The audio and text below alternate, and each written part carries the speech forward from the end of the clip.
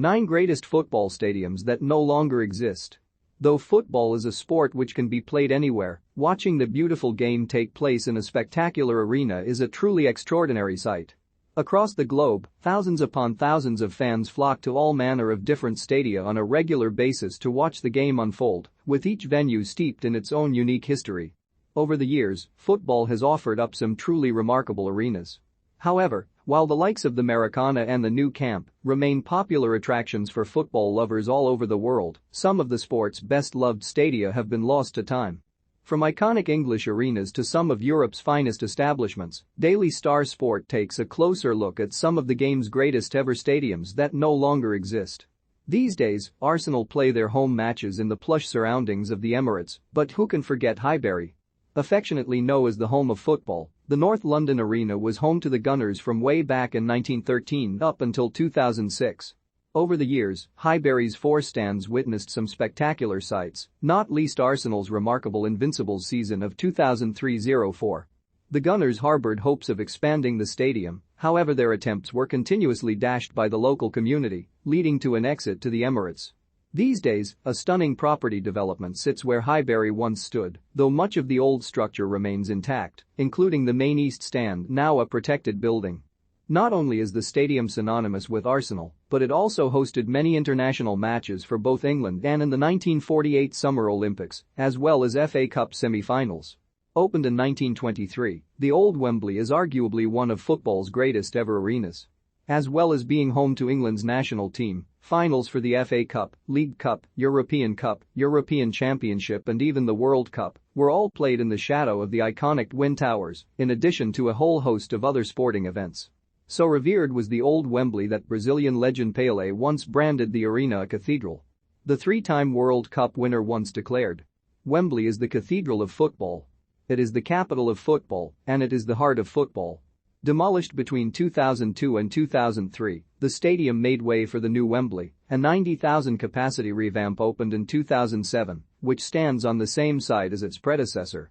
Remarkably, the Old Wembley welcomed over 126,000 official spectators for the 1923 FA Cup final between Bolton Wanderers and West Ham, though the actual attendance is thought to have been well over double that. Have your say. Which is the greatest football stadium that no longer exists? Comment below. Home to Spanish side Atletico Madrid from 1966 up until 2017, the Vicente Calderón was originally known as the Estadio Manzanares before being renamed in honor of the club's long-standing president back in 1972. With a capacity of 54,907, the Vicente Calderón also staged 14 Copa del Rey finals as well as 3 matches at the 1982 World Cup. One of the arena's most spectacular features was the M30 dual carriageway, which ran from the South Node Toledo Bridge and passed below one of the main stands. Though it's now defunct, the Vicente Calderón was a thriller in its time, even playing host to a sold-out Michael Jackson concert in 1992 as part of his Dangerous World Tour. These days, Atletico Madrid play their home games in the stunning Wanda Metropolitano.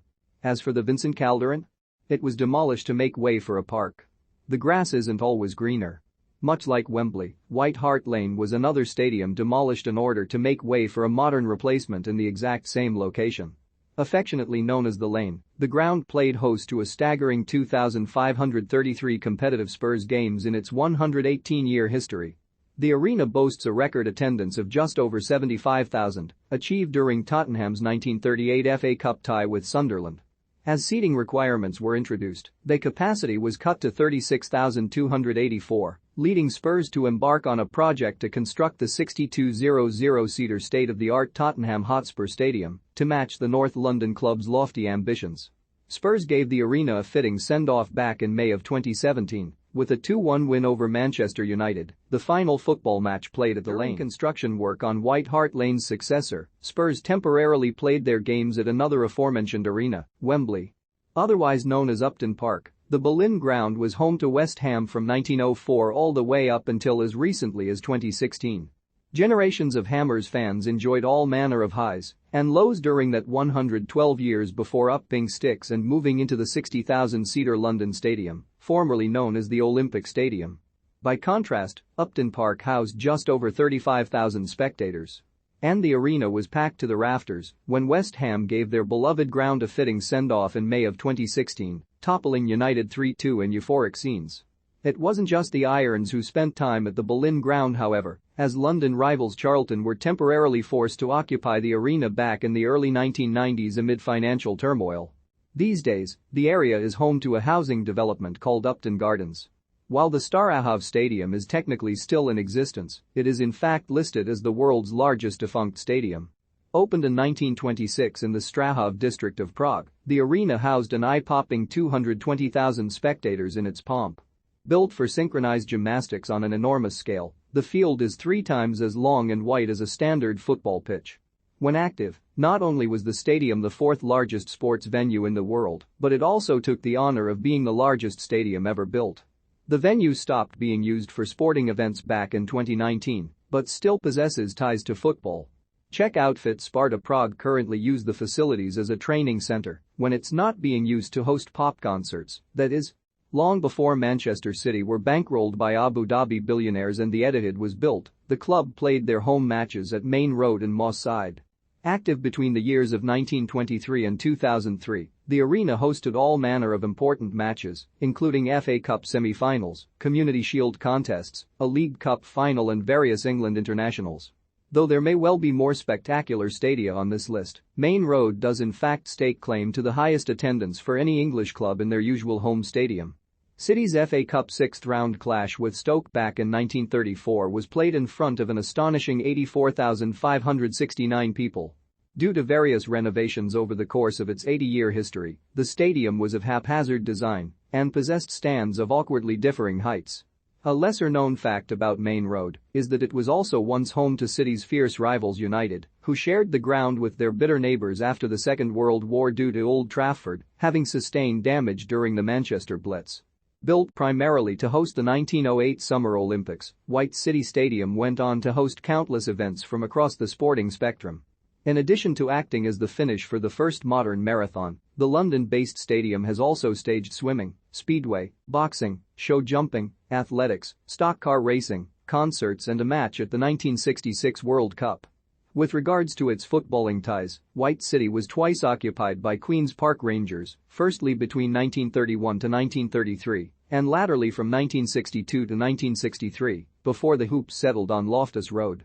The stadium was demolished in 1985 with White City Place now standing where the ground once was.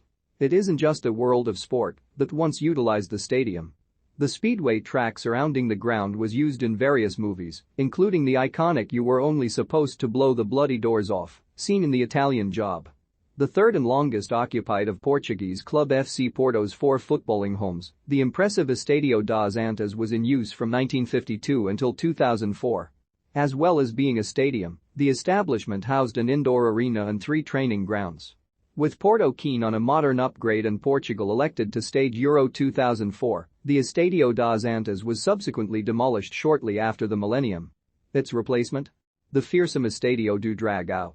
Despite being destroyed 18 years ago, much of the site remains undeveloped. However, one solitary floodlight is still standing, perhaps acting as a beacon of hope that this once hallowed turf will one day be used again.